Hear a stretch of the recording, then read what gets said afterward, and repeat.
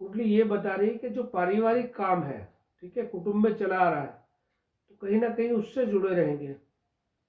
लेकिन आपने पिता का ही काम संभाला हुआ क्या?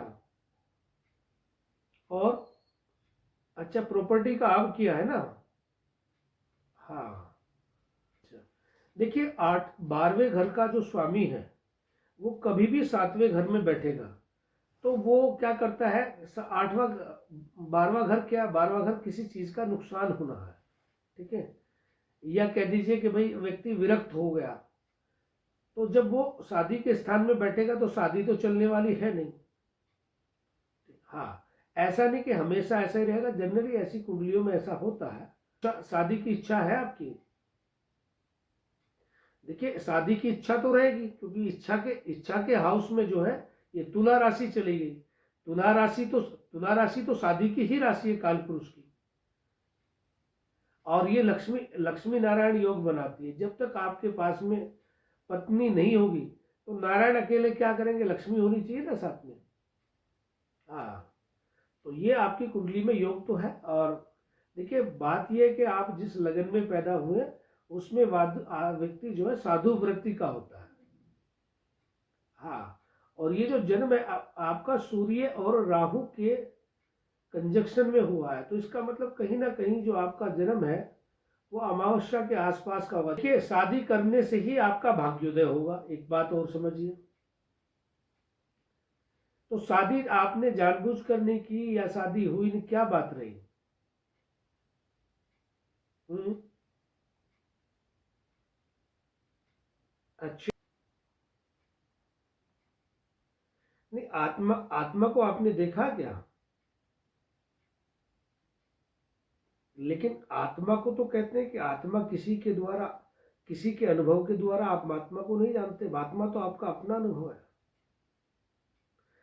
देखिए, आप समझिए, आप मुझसे बात कर रहे हैं, ठीक है, तो बात आपकी वाणी से हो रही है, तो क्या बिना शरीर के संभव है कि आप मुझसे बात कर सकें? देखिए, शरीर शरीर बहुत बड़ा यंत्र है। आप वाणी से बात कर रहे हैं, वाणी यंत्र है, आंखें यंत्र है, ठीक है, आपका मन यंत्र है। जब इनको सबको समायोजित किया जाता है तब व्यक्ति कभी, हाँ, और मोक्ष कोई इच्छा नहीं है। हाँ, अगर आपने मोक्ष को इच्छा इच्छा बना लिया, क्योंकि जिस दिन आपको मोक्ष प्राप्त होगा तो संसार में इच्छा होगी, लेकिन आपकी इच्छा नहीं है। इच्छा तो मन की है, देश काल परिस्थिति की है। जैसे आज इच्छा हुई मुझसे बात करनी भविष्य के बारे में, तो आपने इसमें क्या किया? आपने कुछ नहीं किया। इसके पास संपर्क था, आपने मुझसे संपर्क कर लिया। हम्म। और आप भविष्य की चर्चा कर रहे हैं। तो जो मन में विचार आया वो आप पैदा नहीं करते। पहली बात समझिए, आप शरीर हैं, लेकिन अल्टीमेटली आप शरीर नहीं है। क्यों?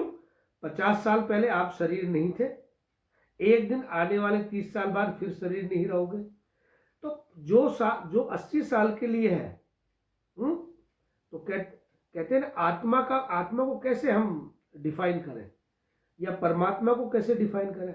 तो कहता है, ऋषि कहता है कि जो समय की तीनों अवस्थाओं में अपरिवर्तनशील है, ऐसा कुछ मुझे बताओ सोचकर मित्तल जी, कि जो भूतकाल में, वर्तमान में और भविष्य में तीनों में ना बदलता हो।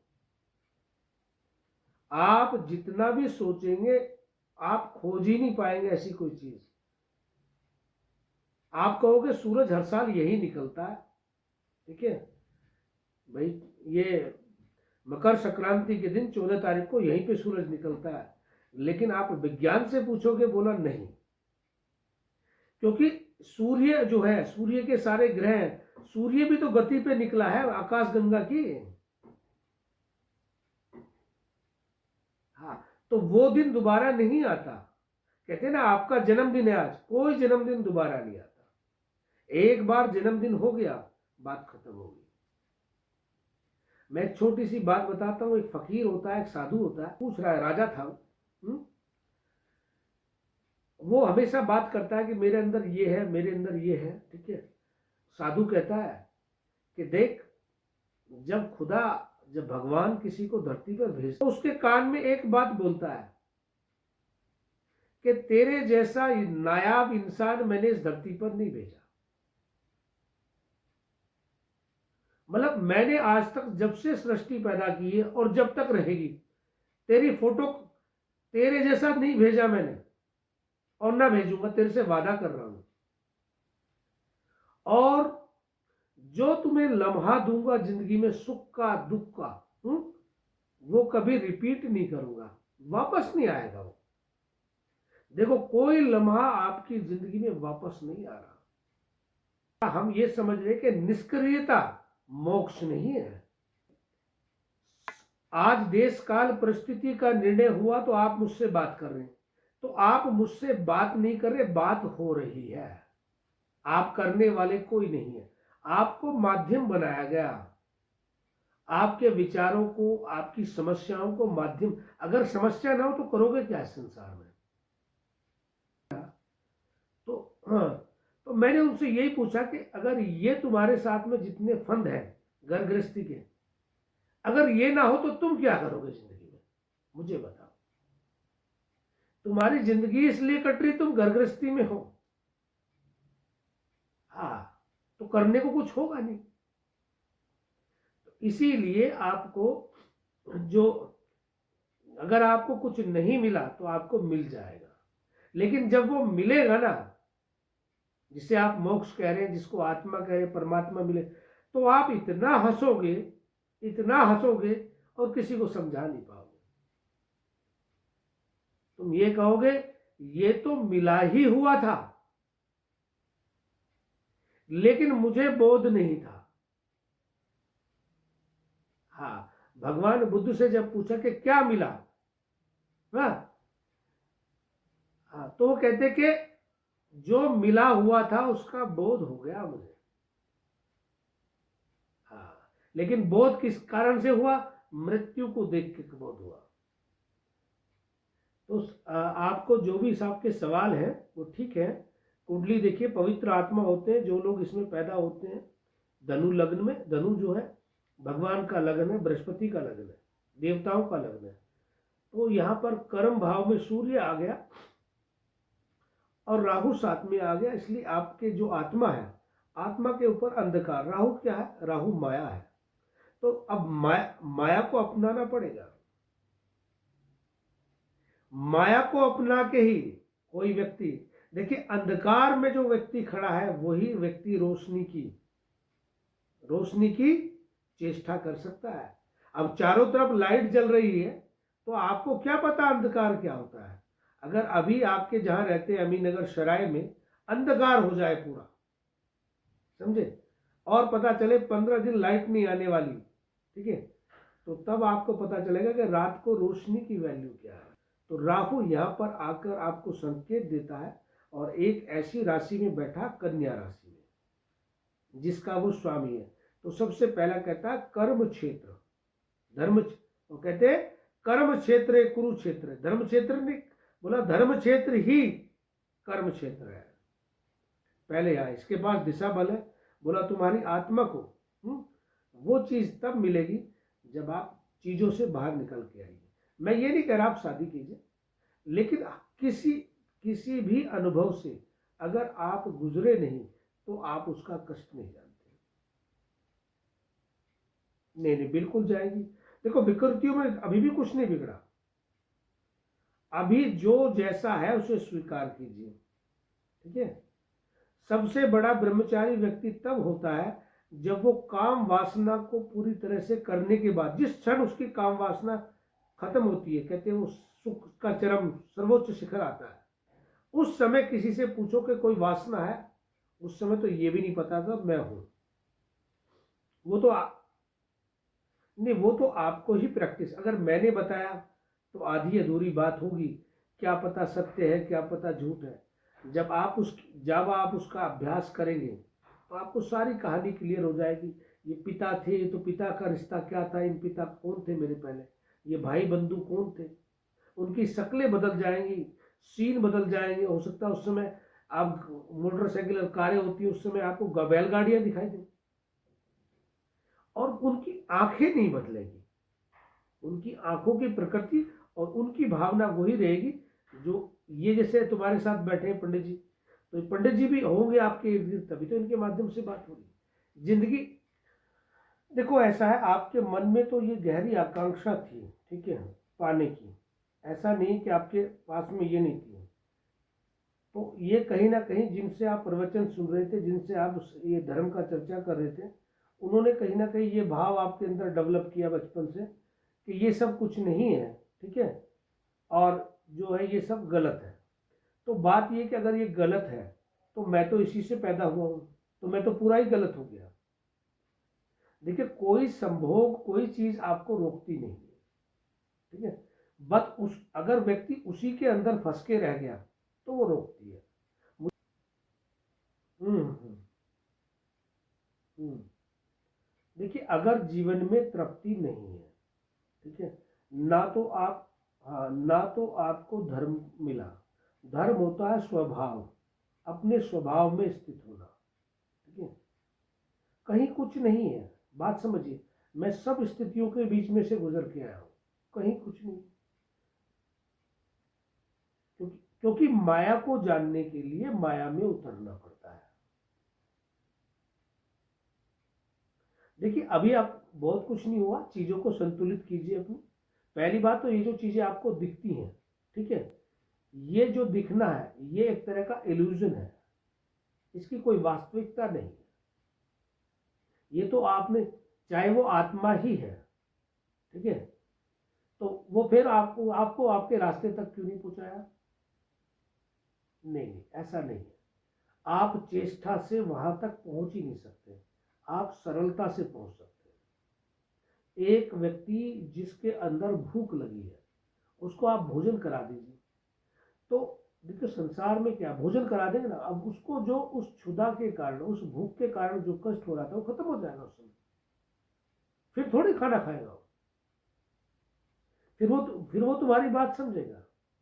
तो अगर आपके अंदर कोई भी ऐसी पिपासा है जीवन में, देखिए धन, अब धन, धन किस लिए है भाई? धन, धन की जरूरत क्यों है इंसान को? क्योंकि संसाधन, साधु को भी तो धन चाहिए, चाहे उसको मुट्ठी भर भोजन करता है तो उसके पास कम चाहिए, किसी को ज्यादा चाहिए, किसी को करोड़ों चाहिए। साधु भी अपने जो जरूरतों को जीरो तो नहीं कर सकता, दिगंबर है, ठीक है, दिगंबर साधु क्या सब कुछ छोड़ देंगे, लेकिन एक मुट्ठी तो वो भी खाएंगे ना। शून्य कोई नहीं कर सकता, शून्य वही कर सकता है जो पूरी इंद्रियों को जो जानता है। समझे क्या कहते थे हमारे गुरुदेव? वो कहते थे, यदि प्रेम प्रभु से चाहता, अभिमान को तजता तेरे, दे छोड़ सब ये मान रे, हरि नाम जप दिन रात। जितनी मान्यता है उनको छोड़ दे, अगर तू हरि को चाह। हरि कौन होता है? जो हरण कर लेता है सबका। तुम्हारा मन भी नहीं बचेगा फिर। अभी तो तुम्हारा मन है, मन में यह कि मैंने बहुत ऊंचा उठना था। तुम्हें क्या पता मोक्ष में ऊंचा उठा जाता है या उठने की कामना भी खत्म हो जाती है। समझे? तो आप जिस तरीके से आपको समझाया गया, आपने वही बातें समझी। मैं कहता हूं आप अपना दिया खुद जलाओ, खुद अपने अनुभव को जाओ। जैसे आपने सपने में उसको देखा तो ये आपका अनुभव है, मेरा नहीं है, ठीक है। ऐसे ही शाश्वत शाश्वत सत्य को जानने का अधिकार आपको स्वयं है। वहां तक दूसरे की एंट्री नहीं होगी, गुरु की एंट्री भी नहीं होगी। गुरु क्या करता है? गुरु अपने अनुभव बताता है और कहता है देख उतर, अब उस अनुभव को तो तुम्हें प्राप्त करना है। एक एक बच्चा बार बार आग आग जलती है ना, तो उस आग जलती है, रोशनी होती है, बार बार उसकी तरफ भागता है छोटा बच्चा, घुटलियों चलता है। तो उस तो आप इसलिए घबराते हो कि आपके पास कोई ऐसा नहीं है जो आपको इस बात की गारंटी दे कि मैं यहां हूं मौजूद। हाँ, तो कहीं ना कहीं आपको गुरु की आवश्यकता पड़ेगी। ना ना, ना तो बढ़िया हुए बगैर काम चला। जब पेट की क्षुधा पूर्ण करनी होगी तो बड़े से बड़े जो है ना, महात्मा बुद्ध को, महावीर को भी उस समय बढ़िया बनना पड़ेगा, ठीक है। क्योंकि आपको बहुत सारे कॉन्सेप्ट आपके ऊपर इतनी लेयर चढ़ा दी गई, इतनी लेयर चढ़ा दी गई, आप अपने स्वरूप को भूल गए। अब स्वरूप को हटाने के लिए, जानने के लिए ना, उन सबको हटाना पड़ेगा, मान्यताओं को हटाना पड़ेगा। हाँ, जो भी काम आप चाहोगे वो आप, हाँ आपका, हाँ आपका जीवन जो है, आप नक्षत्र में, कौन से नक्षत्र में पैदा हुए? श्रवण नक्षत्र में पैदा हुए। एक एक तो जीवन के संघर्ष, ठीक है, आपको आपको इस तरह से चीजें खोजनी पड़ेंगी जैसे एक वैद्य जो है दवाई खोजता है किसी बीमारी, और खोजी बनना पड़ेगा। चंद्रमा का नक्षत्र है, 8वां घर एक्टिव है आपका। 8वां घर अपने आप में ब्लैक होल होता है, इसके अंदर सूरज, चांद तारे भी संभाल जाते हैं। और इस नक्षत्र की ये खूबी होती है कि किसी का दिया हुआ ज्ञान आपके काम तब तक नहीं आएगा जब तक आपको वैसा अनुभव नहीं होगा। मैंने कोई चीज दी, बोला ये मीठा है, तो आपने खाई, हो सकता है आपको मीठा लगने लगे मेरे कहने से। और मैंने कोई चीज दी, बोला मैं इसको खा लूं, आपने बोला कैसा है, पहली बार फल देखा नहीं, मैंने कहा ये तो तुम बताओगे कैसा। तो जो चखेगा वही जानेगा, ठीक है। और एक 7वां घर एक्टिव है, ये त्रिकोण एक्टिव हो गया, 6ठा, 7वां और 8वां। 7वां घर जो है वो पत्नी भी है, और ये जो 7वां घर है ये बिजनेस भी है। और दुनिया में जितना भी ध्यान साधना और परम तत्व को पाने का काम होता है वो भी यही 7वां घर है। देखिए, दुनिया में कोई आदमी जब बुद्ध बनता है या भगवान बनता है, उसी घर से बनता है जिस घर को हम पत्नी से जोड़ते हैं। क्योंकि ये राशि जो है ना, ये तुला राशि, यहां पर शनि आकर उच्च के हो जाते हैं, ये संतुलन की राशि है, ठीक है। स्त्री और पुरुष, ठीक है, शिव और पार्वती, अर्धनारीश्वर। जब तुम्हारे अंदर ना पुरुष बचेगा ना स्त्री बचेगी और तुम मध्यम अवस्था में आ जाओगे, ना कोई, क्योंकि पुरुष शरीर में हो तो पुरुष जैसी इच्छाएं रहेंगी, और स्त्री होगे तो स्त्री जैसी इच्छाएं रहेंगी। समझो कि मैं पुरुष हूं, तो मैं 51% या उससे ज्यादा मैं प्रकट रूप में पुरुष हूं, लेकिन मैं छुपे हुए रूप में स्त्री भी हूं। क्यों? क्योंकि कुछ हार्मोन्स ही तो है ना सिर्फ।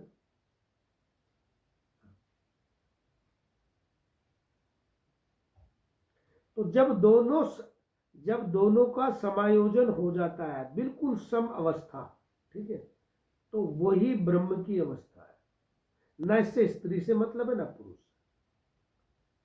हाँ, वो तुम्हारा जो वो स्त्री तुम्हें दिखती थी, तुम्हारा एक हिस्सा है जीवन का जो खोया हुआ है।